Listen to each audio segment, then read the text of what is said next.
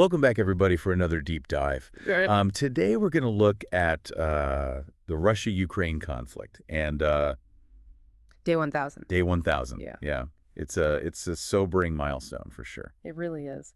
And it feels like we're at a real turning point now, with some of these recent developments. Things are changing pretty rapidly. Yeah, absolutely.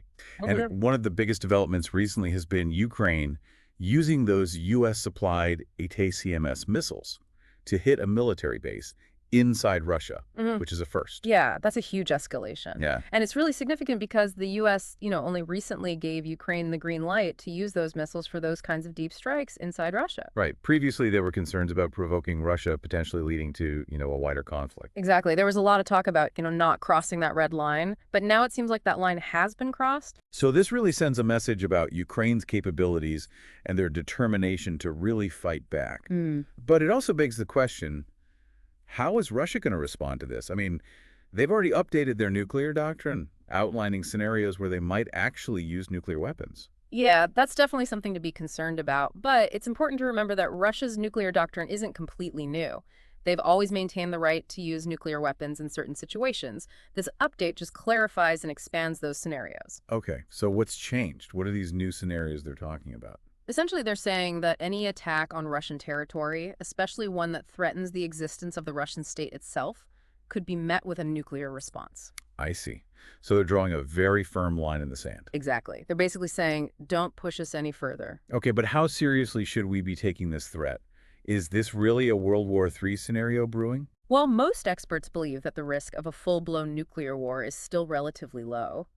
But we can't ignore the possibility of miscalculation or accidental escalation. That's the real danger here. Right. This conflict is so volatile and unpredictable, and even a small misjudgment could have catastrophic consequences. Absolutely. And the world is definitely on edge.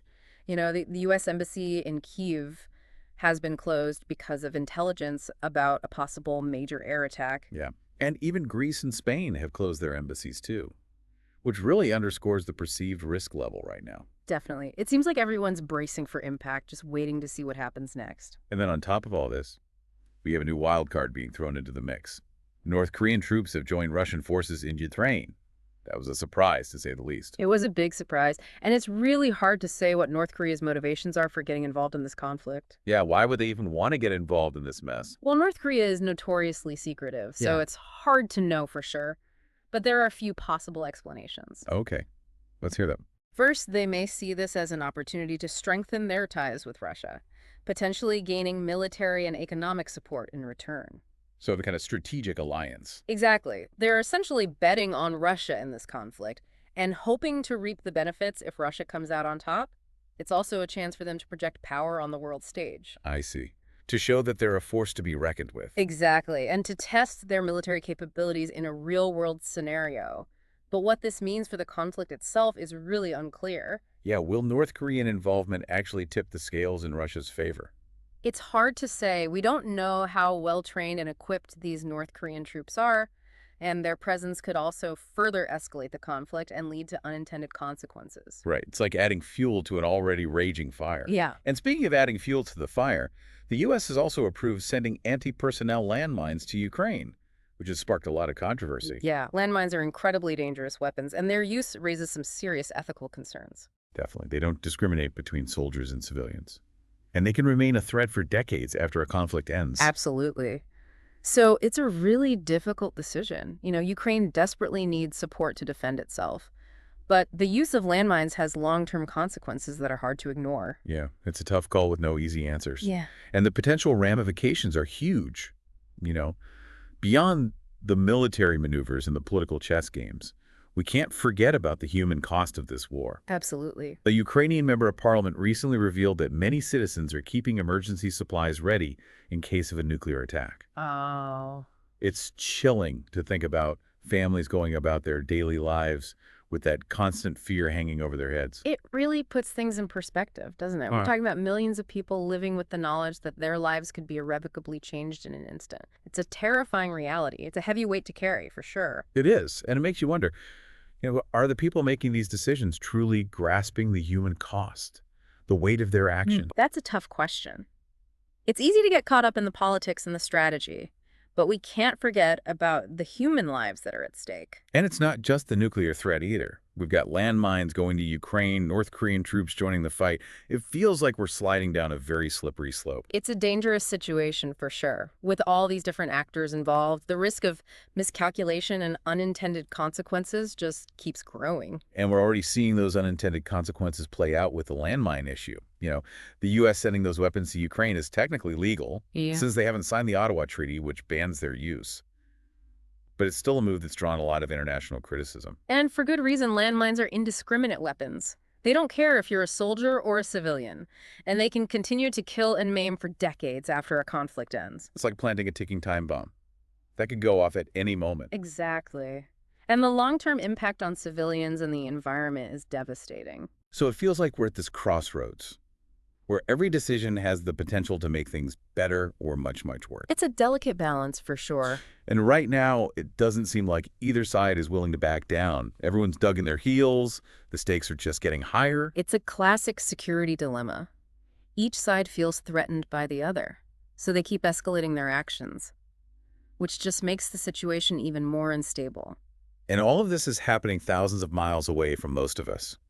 But it feels like the whole world is holding its breath, watching this unfold with this sense of dread and uncertainty. And that's because this conflict has global implications. We're already seeing the economic fallout with rising energy prices and disrupted supply chains, and the geopolitical ramifications are going to be felt for years to come. Not to mention the human cost. Millions of Ukrainians have been displaced from their homes, forced to flee to other countries. The scale of human suffering is immense. And it's easy to lose sight of that amidst all the geopolitical analysis and the strategic maneuvering. Right.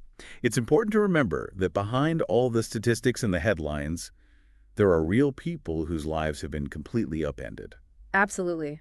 We have to keep that human cost in mind as we try to make sense of this complex and evolving situation. So with all that said, what's your take on this? Where do you see this conflict heading? Is there any hope for a peaceful resolution? It's really hard to say. It's a very volatile situation, and any number of things could happen. But one thing's for sure, the stakes are incredibly high.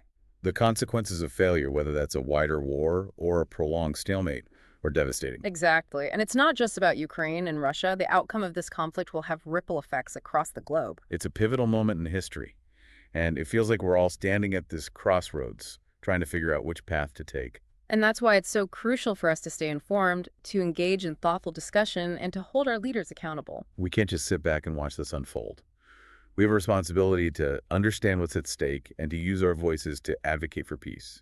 Absolutely. This isn't a spectator sport. This demands active engagement from all of us. It's easy to get lost in the day-to-day headlines, but when you zoom out a little bit, this conflict really feels like a turning point in history, like we're watching the old world order crumble. Right. It's like witnessing a seismic shift in global power. Exactly. And to really understand what's happening, we need to look beyond just Ukraine and Russia. We need to understand the motivations of all the players involved, like the U.S. What's their end game here? Yeah, I mean, are they just trying to contain Russia? Or are they using Ukraine as a pawn in some larger geopolitical game? It's probably a bit of both, to be honest. The U.S. definitely sees this conflict as a threat to its global standing, and they want to prevent Russia from expanding its influence. But there's also a sense that they're trying to uphold democratic values and support a country that's fighting for its survival. So it's a complex mix of motives. Definitely. And it's a delicate balancing act. They're pouring billions of dollars into military and financial aid for Ukraine, but there's always the risk that this could prolong the conflict rather than pushing for a resolution. Right. It's like they're trying to support Ukraine without directly engaging with Russia, which is a very difficult line to walk. And then there's the whole issue of the landmines. The U.S. providing those weapons to Ukraine has really stirred up a lot of controversy. It has. And it raises some serious questions about the long-term consequences of this conflict. Even if the fighting were to stop tomorrow, the impact of those landmines will be felt for decades. Absolutely. And it's just one example of the many ways in which this war is going to leave a lasting legacy, not just on Ukraine and Russia, but on the entire world. And in the midst of all the political maneuvering and the military strategies, it's easy to forget about the human cost of this conflict. It's crucial that we don't lose sight of that. The millions of Ukrainians who have been displaced from their homes, the families that have been torn apart, the trauma and the loss that so many people have endured. It's a humanitarian crisis of epic proportions. It is. And it's a stark reminder that this conflict is about more than just territory or ideology. It's about real people's lives. Exactly. So where do we go from here? What's the most likely outcome of this conflict? Yeah, that's the million-dollar question. Is there any hope for a peaceful resolution? Honestly, it's impossible to say with any certainty. This situation is so volatile, and any number of things could happen that could completely change the trajectory of the conflict. So we're essentially in uncharted territory here. You are, but one thing is clear. The stakes are incredibly high, and the consequences of failure, whether that's a wider war or a prolonged stalemate, would be devastating. It's a sobering thought.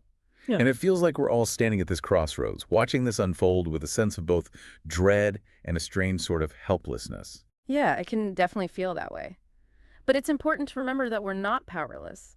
We all have a role to play in shaping the future. Right. We need to stay informed, we need to engage in thoughtful discussion, and we need to hold our leaders accountable for their actions. And most importantly, we can't give up hope. Even in the darkest of times, there's always the possibility for peace and reconciliation. So as we wrap up this deep dive, I want to leave our listeners with a question. What role do you think each of us can play in pushing for peace and preventing further escalation in this conflict? It's a question worth pondering, and I encourage everyone to continue exploring this issue and to find ways to make your voices heard. Thanks for joining us for this important conversation.